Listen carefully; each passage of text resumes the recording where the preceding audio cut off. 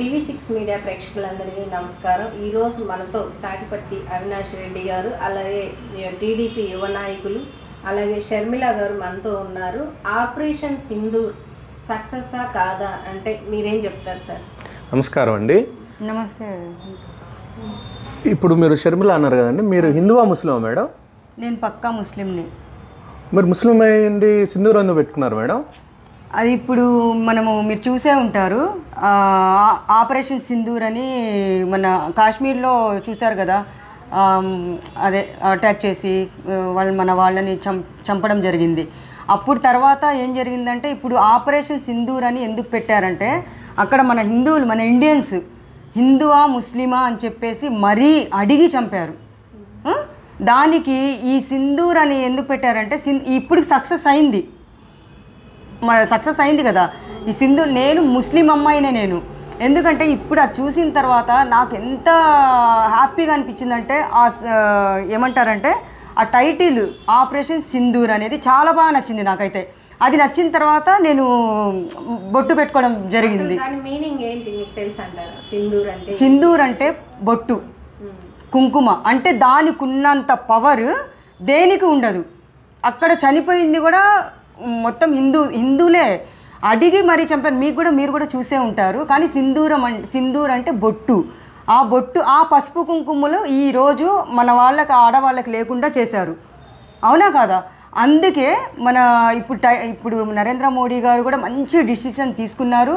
ఆయన ఈ పేరు పెట్టారంటే మన యావత్ ప్రపంచం మొత్తము గర్వించదగ్గ విషయం ఇది. అవునా కదా? అందుకని ఆపరేషన్ సింధూర్ అని పెట్టారు. సింధూర్ అంటే బొట్టు. అయితే మేడం, మీరు ఫస్ట్ అడిగిన ఆపరేషన్ సింధూర్ సక్సెసా కాదా అనడానికి షర్మిల గారే పెద్ద నిదర్శనం అండి. ఒక ముస్లిం మహిళ అయ్యండి సింధూరాన్ని ధరించారంటే, సింధూరం అనేది భారత మహిళల ఆత్మ.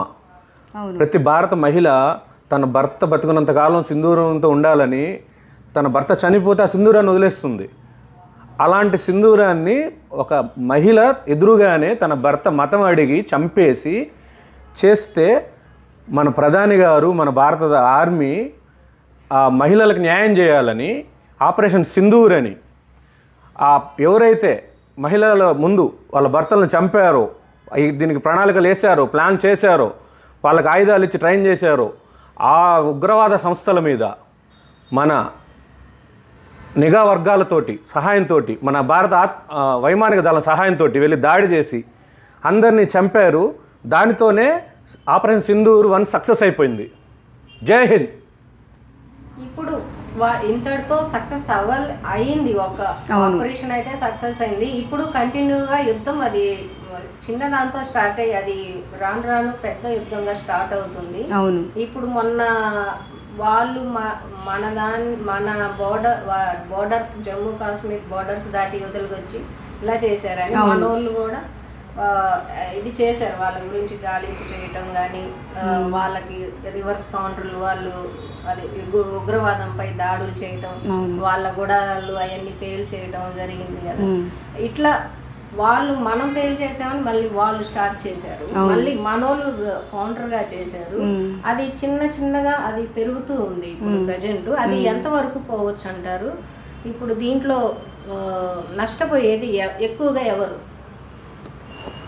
ఇప్పుడు మనం కూడా చూసాము, వాళ్ళు ఏమన్నారు, పాకిస్తాన్ ఉగ్రవాదులు ఏమన్నారు, ఈ ఇన్సిడెంట్ మొన్న జరగలేదు, నైట్ 3 days అయింది, మాకు ఎక్కడ స్థావరాలు లేవు, మా దగ్గర ఏం లేవు, మేము ఎక్కడ స్థావరాలు లేవు, మా దగ్గర ఉగ్రవాదులు లేదు, ఎవరు లేరని చెప్పేసి వాళ్ళు తప్పించుకోవడానికి ఒక మాట అన్నారు. కానీ మన ఇండియన్ ఆర్మీస్ ఎక్కడెక్కడ వాళ్ళ స్థావరాలు ఉన్నాయో కనిపెట్టి మరి మొన్న 9 స్థావరాలని పేల్చేశారు. అవునా కాదా? అది అందరం చూసాము. అది నాకు చాలా హ్యాపీ అనిపిస్తుంది. ఈ ఆపరేషన్ సింధూర్ అని పెట్టిన తర్వాతనే ఈ స్థావరాలు మొత్తం ధ్వంసం చేశారు. కానీ వాళ్ళు ఇప్పటికీ వదిలిపెట్టారు. అప్పటికే నిన్న కూడా నేను 2 గంటల వరకు న్యూస్ చూశాను, 400 డ్రోన్స్ వాళ్ళు అక్కడ కరెంట్ తీసేశారు, వాటర్ బంద్ చేశారు. అది అయినా కానీ వీళ్ళు ఏం చేయాలని చూస్తున్నారంటే, ఉగ్రవాదం అని చెప్పేసి వరల్డ్లోనే 2nd ఉంది పాకిస్తాన్. ఉగ్రవాదం ఫస్ట్ సెకండ్లో ఉంది. అలాంటిది ఈరోజు డ్రోన్స్ అన్నీ మన భారత సైన్యము బలగాలు మొత్తం ధ్వంసం చేశారు. 400 100 అన్నారు కానీ 400 వచ్చింది. వీళ్ళు ఏమంటున్నారంటే మేము కాళ్ళ బేరానికి వస్తాము. దీంట్లో చెప్పుకోవాలంటే వీళ్ళకి ఎవరు సపోర్ట్ చేస్తున్నారు, ఇంకా వీళ్ళ వెనకాల ఎవరున్నారు, ఉగ్రవాదంకి ఎవరు సపోర్ట్ చేస్తున్నారు అని కూడా పాయింట్ వచ్చింది అక్కడ. పాయింట్ వస్తే పాకిస్తాన్ ఆర్మీ చీఫ్ పేరు వచ్చింది అక్కడ.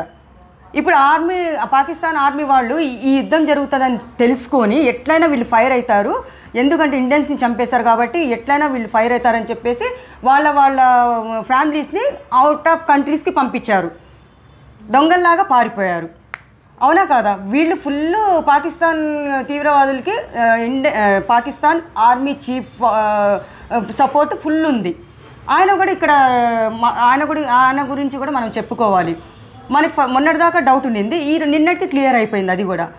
ఇంకోటి ఏంటంటే ఇప్పుడు యుద్ధం ఆపాలా లేకపోతే కంటిన్యూ చేయాలని కూడా క్వశ్చన్స్ వస్తున్నాయి. నేను చాలా ఇంటర్వ్యూస్లో మాట్లాడాను. అంటే ఆపితే మాత్రము మనం ప్రాణాలు కోల్పోవడం 100% ఉంటుంది. ఎందుకంటే వాళ్ళు ఇక్కడ ఇంటరప్ట్ చేయాలండి. మన భారతదేశం ఏమి ఇప్పుడు యుద్ధం చేయట్లేదు, జస్ట్ మనం ప్రత్యర్థుల దాడిని తిప్పికొడుతున్నాం మాత్రమే. మనం ఇంతవరకు యుద్ధంలోకి వెళ్ళలేదు. కాబట్టి మీరు యుద్ధం జరుగుతున్నట్టు మీరు చెప్పొద్దు, జరగట్లేదు. అది యుద్ధమే కదా మొన్నటిదాకా జరిగింది. అది ఆపరేషన్ సింధూర్ అనేది ఒక యుద్ధం కాదు, ఒక న్యాయం. మన మహిళలకి న్యాయం జరగాలని మన ప్రధాని మోడీ గారు న్యాయం చేశారు. మన ఆర్మీ సైన్యం అంటే కానీ పాకిస్తాన్ వాళ్ళు డ్రోన్స్ చేస్తున్నారు, బోర్డర్లో రెచ్చగొట్టే కాల్పులు చేస్తున్నారు, మన పౌరుల్ని చంపుతున్నారు. కానీ మనం దాన్ని ప్రతిఘటిస్తున్నాం తప్ప మనం యుద్ధం చేయట్లేదు. ఇండియాతో యుద్ధం చేయగలిగే దమ్ము, ధైర్యం, సాహసం అంత కెపాసిటీ పాకిస్తాన్కి లేదు, ఉందని నేను అనుకోవట్లేదు.